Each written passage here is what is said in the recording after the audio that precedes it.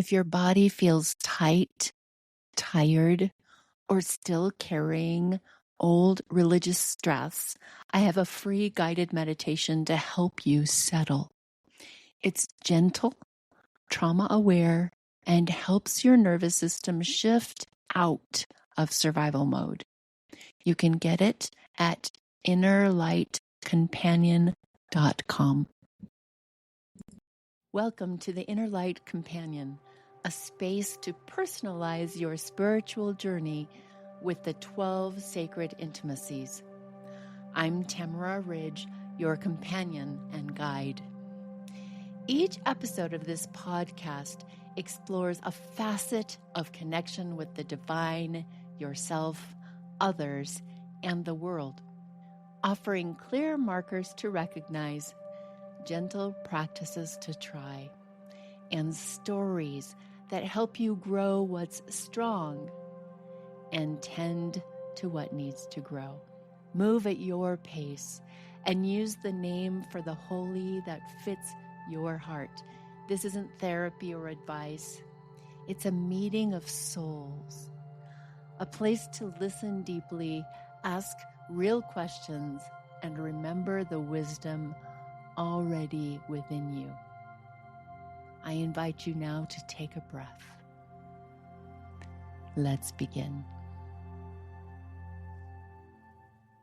Today we're exploring a form of control that is so quiet, so invisible, that most people don't even recognize it until years after they leave high control religion.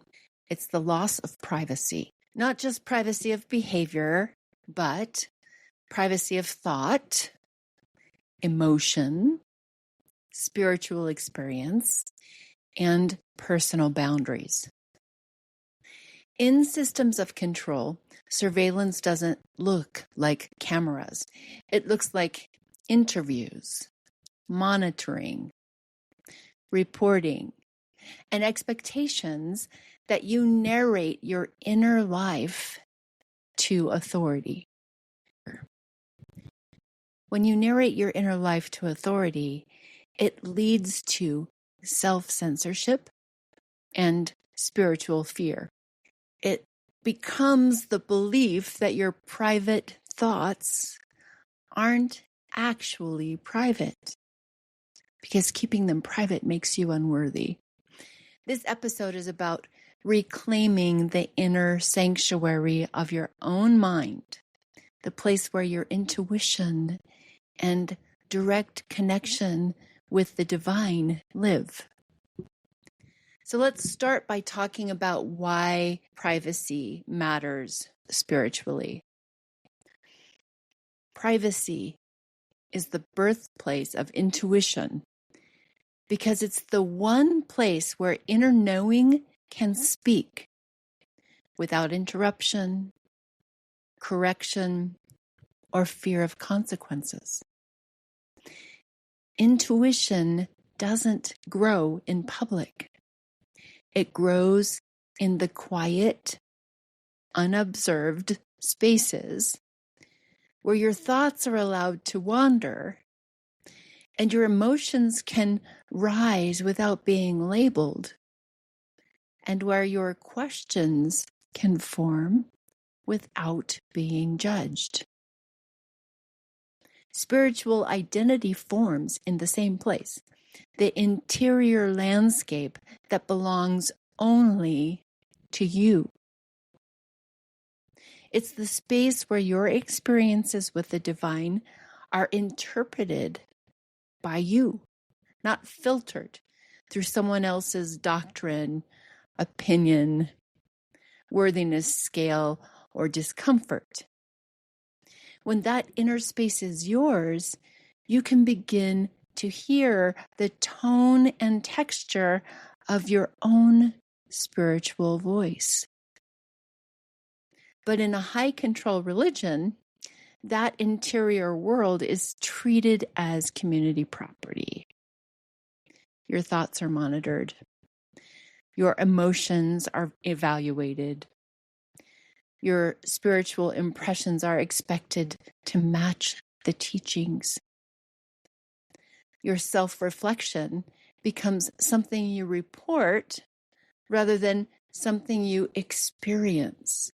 In that environment, you lose connection with your own spiritual authority long before you ever realize it's missing. Instead of learning to trust your intuition, you outsource it to leaders, to parents, to manuals, to the institutional expectations. You start looking outside yourself to know what's right, what's holy, what's acceptable. Your inner knowing becomes something suspicious, something that needs to be checked against other people's approval. And when privacy is violated like that, when you're taught that even your thoughts can condemn you, or that leaders have the right to your inner world, fear takes over the place where clarity should live. You stop asking yourself what feels true. You start asking what's allowed. You stop feeling into your own intuition, or maybe you never learned how to do that, which is your birthright. Instead, you're scanning for what will keep you safe. This sets up an environment of constant surveillance and monitoring. In high control religion, surveillance doesn't simply happen in moments. It becomes the atmosphere that you breathe. It's woven into every developmental stage, every interaction you have, every spiritual milestone. You grow up learning that your inner world is not really yours, that your body is not fully yours, and that your privacy is conditional. It starts early with youth interviews. And actually, as I stand here, I think about even 8-year-olds before they get baptized get interviews, where children and teenagers are asked about sexual thoughts, sexual impulses, self-touching, and private experiences that they often don't have any developmental framework for. And what right does anyone beyond a parent have to be asking questions and to be teaching about these things? Oftentimes it gets delegated to priesthood leadership instead of teaching your child about these things in their home in a private way that preserves their dignity. But preserving dignity is not the goal in high control religion. And as you move into adulthood, you learn to monitor your modesty, to pay attention to how well you participate, and to be careful about how you express your emotions. It permeates the culture. And you feel before long that leaders and neighbors are watching you for signs of slipping or for non-compliance. And there are situations, and I will get to this in a few minutes, where concerned community members report anything that's out of step and frame that as love. So over time, your nervous system learns that nothing is fully yours. Not your thoughts, not your emotions, not your impulses, not your development. You stay braced, hypervigilant, always slightly tightened in your nervous system. You live in a spiritual flinch, waiting for the next evaluation. And eventually, the system no longer needs to monitor you at all because you've absorbed the monitoring into yourself. It becomes automatic. You find yourself watching your own thoughts for sin, as if each one might betray you. And I've walked through the path of helping people grow. It's so interesting that as I've done this work as a therapist and as a spiritual counselor, so many thoughts that are normal and helpful in the process of growth get labeled as sin in a way that prevents personal growth. This kind of monitoring is really unhealthy and unsafe. And then you go on to judge every emotion before you even understand what you're feeling. Feel angry, shut it down. Feel scared, shut it down. Feel jealous, shut it down. You correct yourself preemptively. You edit your personality before anyone else gets a chance to do that.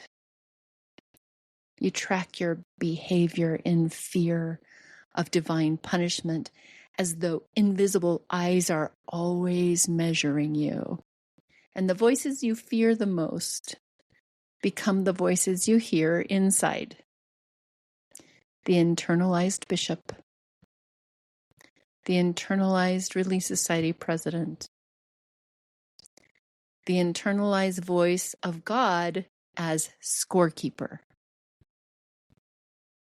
You start policing your own mind faster and, by the way, much harsher than anyone else ever could. You shrink yourself from the inside out, believing that holiness means self-monitoring, self-erasure, self-surveillance. This is one of the deepest psychological wounds of high control religion. The belief that your own inner world is not a safe place. Another one of the really damaging and least recognized aspects of high control systems is how they turn relationships into surveillance networks. In Mormonism, this isn't accidental, it's designed, theological, and often framed as love, duty, or spiritual responsibility. People become informants, not because they're malicious, but because they're conditioned to believe that monitoring others is service. It develops what's called a snitch culture. Specifically, BYU has an honor code office. BYU is Brigham Young University, for those of you who don't know. It's a church-sponsored university, and it's an environment where there's formalized reporting that's so thorough that people barely notice that they're policing one another. In the BYU Honor Code office, students report each other for grooming, chastity, curfew violations. Another place this happens is with missionary companions.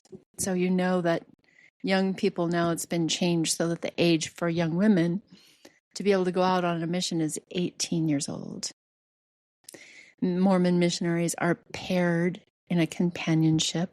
They're responsible for each other. That's what the teaching is.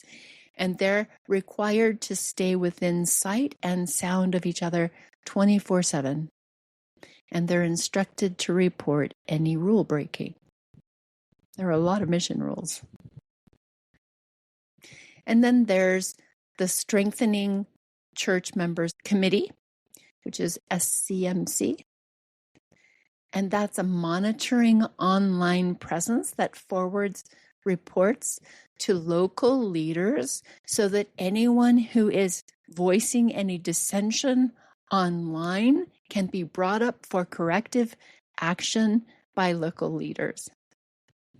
This dynamic becomes even more painful in families where children as young as 11 undergo private worthiness interviews with bishops. Parents are pressured to report their children's struggles so they can protect their eternal family. And then the bishop becomes a third parent, the one whose approval matters the most.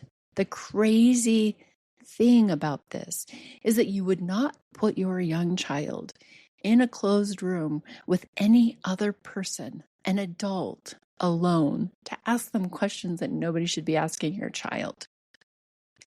But it's normalized inside high control religions like Mormonism. Marriage is also shaped by surveillance because a believing spouse monitoring their partner's garments, their activities, their faith, or their doubts will often bring that to a bishop or bring it to a therapist at LDS Family Services who, remember, is a church employee and may or may not report what they have heard to that couple's bishop. There's no privacy at any level, even where it's supposed to be. The truth is that as a therapist, there's an ethical responsibility that comes with heavy consequences for revealing confidential information. The church asks therapists to break that ethical law. It's not an ethical law, it's an ethics principle. The church is asking therapists to break it. And then something that happens at the level of every ward, there's a regularly held meeting called ward council. That ward council turns into surveillance disguised as service. It's a perfect example of how surveillance gets sanitized as care. Officially, it's about ministering. But in practice, it often becomes a room where private details about marriages, mental health, finances, and sins are shared publicly with all of the leadership in the ward. It's a setting where helping becomes dissecting or gossiping about someone's life without that person in the room. A recurring betrayal happens when something shared privately resurfaces in that ward council meeting as an agenda item, and suddenly everyone knows something that a ward member had spoken in confidence, seeking support. And now everyone knows. Even believing bloggers talk about that tension. The ideal is to focus on people, but in practice, it becomes talking about people. The result is predictable and devastating. Vulnerability becomes dangerous. Honesty becomes risky. People begin pre-editing everything they share. Members learn that being known is unsafe. It's really very interesting because in my situation, one of my ex-husbands chose to stay in the same city as my family of origin. And that person kept going around town saying he loved my family when there was actually no contact. The person was really big on how he appeared to others. But it just so happens that my father was on the High Council and knew the bishop and knew my ex's bishop. My ex went to his bishop to confess a sin, which was then communicated to my father. My father communicated it to my mother. My mother communicated it to me. So to get my ex to stop talking about my family in public, I just reached out to him and simply said, "Stop talking about my family in public because I know what you confessed to your bishop. And if you don't stop talking about them, I'll share what I know." Confidentiality does not exist. Maybe you judge me for saying what I just said. It's the truth. This is a weird system that hurts people. So when reporting is reframed as love, right? What kind of love was there in that sharing? That's the thing. People have all kinds of motivations.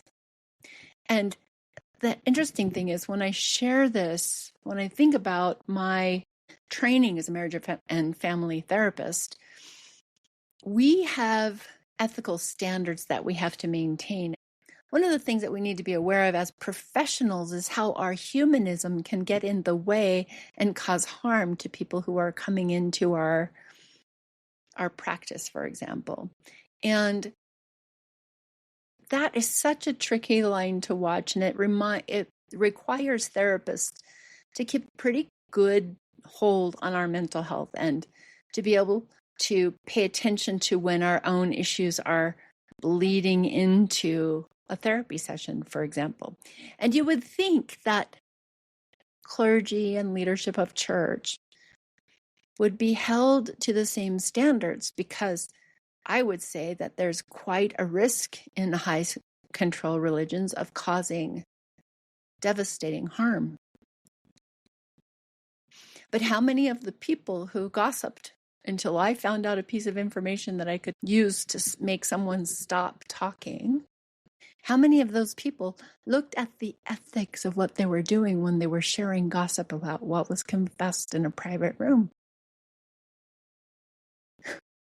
When reporting among the group of unethical people, or I will say compassionately, not ethically trained people, when that is framed, when that reporting is framed as love, the nervous system doesn't experience it as love.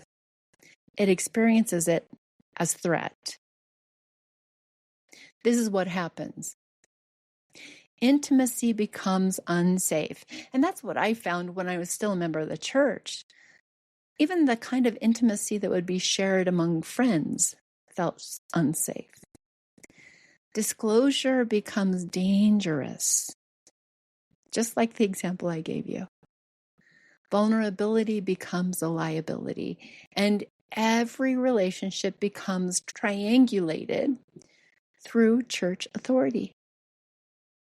You cannot build trust with someone who has been taught that telling on you is an act of spiritual rescue. Perhaps the most painful loss is the interior one. The erosion of psychological and emotional privacy. You start to believe that God is watching every thought, that leaders can spiritually discern your private mind. That's a big deal. That happens a lot. That every impulse you feel or emotion you have must be confessed. Your inner landscape becomes monitored, and your emotional world becomes unsafe. Even your own mind becomes something that you're afraid to live inside. Think about that.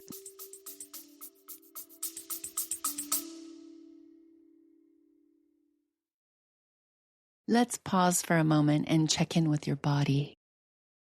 If you're here, there's a good chance you've carried both spiritual trauma and long-term stress. Your mind has been deconstructing high control religion, but your nervous system is still stuck in survival mode. Tired, wired, inflamed, or numb. That's exactly why I created the Inner Light Longevity Reset, a 12-week trauma-aware journey for women leaving high control faith.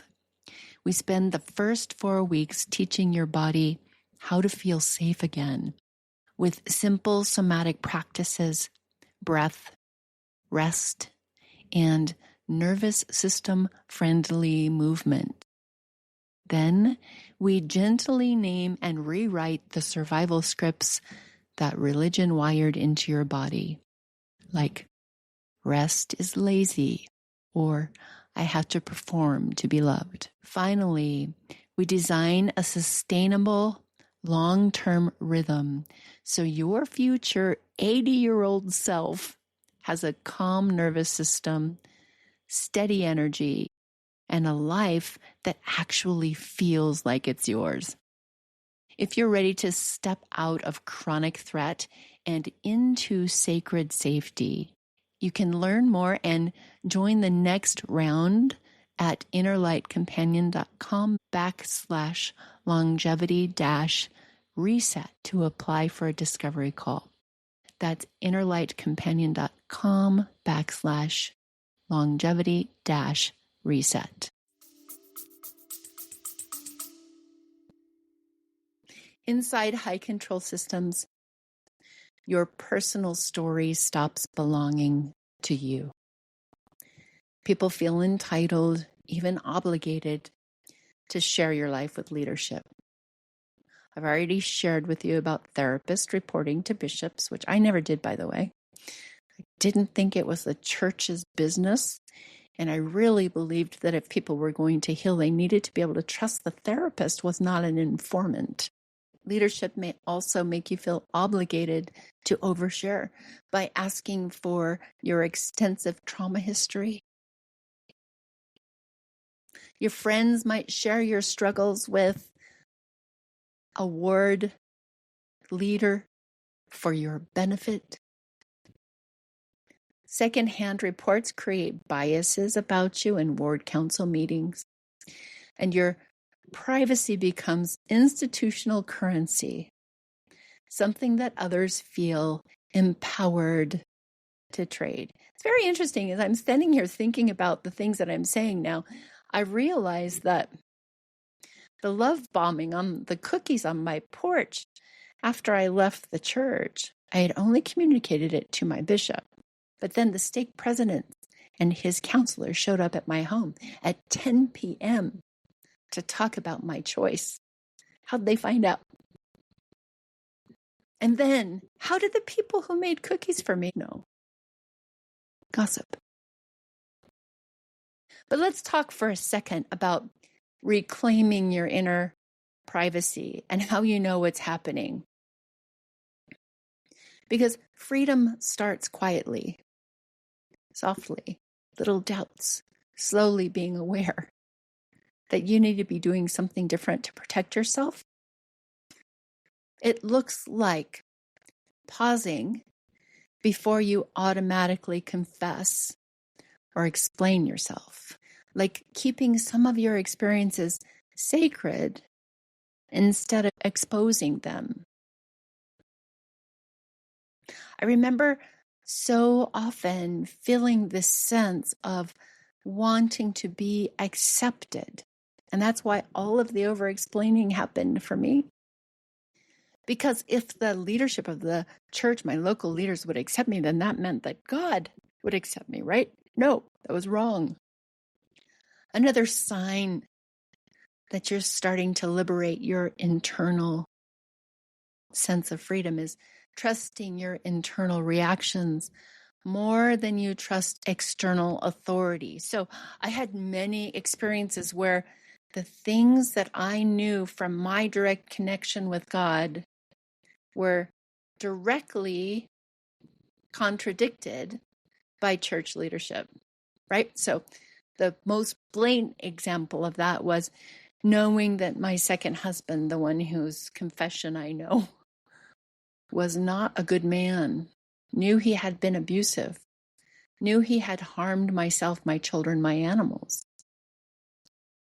And then I got the second patriarchal blessing that said he was a good man. I could have shut down my knowing. Instead, I trusted my inner reaction more than trusting the authority of the patriarch. And that was ultimately the moment that led me out of the church. But reclaiming your inner freedom also looks like allowing your thoughts and emotions without labeling them as sinful. And feeling the difference for yourself between guilt that is institutionalized and your own intuition. So many times disagreement is labeled as wrong, sin, error in the church. But your disagreement may be intuition and the thing you should be feeling least guilty about. And really important is letting yourself have a private spiritual life, letting yourself prioritize your personal relationship with the divine over anything anyone outside of you says. These are not acts of rebellion. They're acts of returning to yourself. So let's do a quick nervous system reclaiming practice. Just want you to put your hand on the back of your neck or over your heart, the part that tightens when you feel watched. And inhale slowly. And exhale fully. And say to yourself, my inner world belongs to me. My thoughts are mine. My feelings are mine. My intuition is mine. Feel the shift from being watched to being sovereign.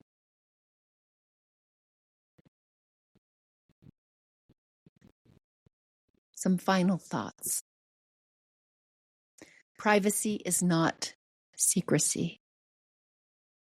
Privacy is sacred interiority, if that's a word. The place where your direct relationship with the divine rests undisturbed, unjudged, uncriticized. Autonomy is not rebellion. Autonomy is spiritual adulthood. Freedom means having a self that is yours before it belongs to any community. It means reclaiming the inner sanctuary that was once monitored, reported, and controlled. Your mind, your body, your emotions, your inner truth, they belong to you. Please remember that. Thanks for listening. As you step into your day, notice which intimacies stirred for you, and then choose one small practice and let it meet you where you are. You want support? Grab the free Sacred Intimacy snapshot, and when you're ready, the full Sacred Intimacy assessment that can guide your next steps. Links are in the show notes. Until next time, walk gently, listen deeply, and trust the light within.